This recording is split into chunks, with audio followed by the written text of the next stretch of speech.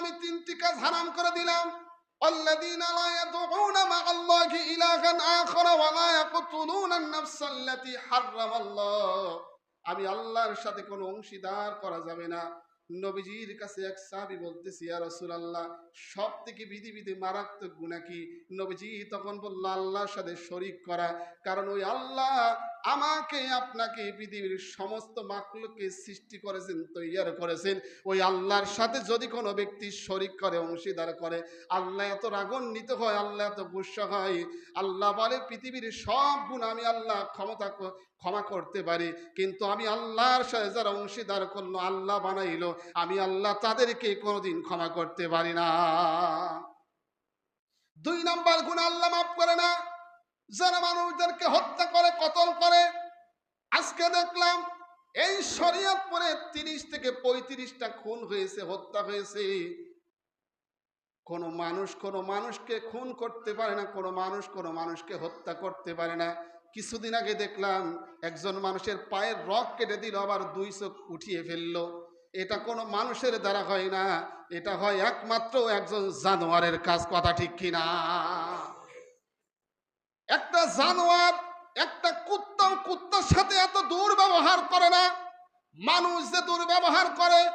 কয়েকদিন আগে দেখলাম ভোলাই গাছের সাথে স্বামীকে উলঙ্গ অবস্থায় বেঁধে রেখেছে, পাশে বসিয়ে 4-5 জন স্ত্রীকে ধর্ষণ করলো।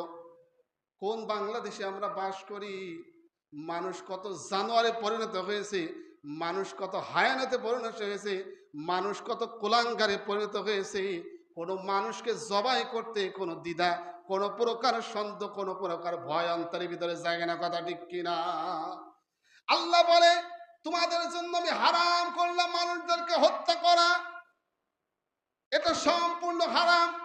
যদি কোনো ব্যক্তির গলায় ছুরি লাগাইলো, অন্যায় ভাবে হত্যা করলো, আল্লাহ বলে ওই ব্যক্তিকে আমি আল্লাহ কোনোদিন মাফ করতে পারি না, মাফ করব না।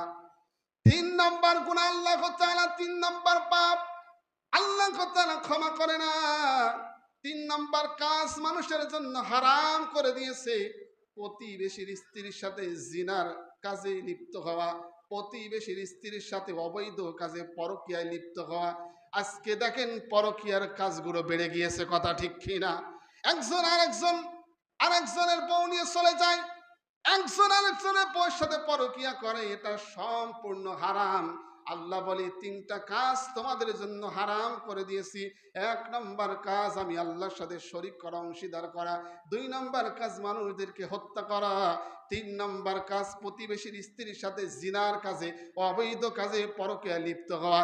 এই 3টা কাজ আল্লাহ মানুষদের জন্য হারাম করে দিয়েছে। আল্লাহ বলে ইউদাফ লাহুল আযাবু ইয়াউমাল কিয়ামা। এই 3টি কাজের বিনিময়ে কিয়ামতের ময়দানে ওই ব্যক্তিকে আমি আল্লাহ দ্বিগুণ শাস্তি দেব। বলো নাউজুবিল্লাহ।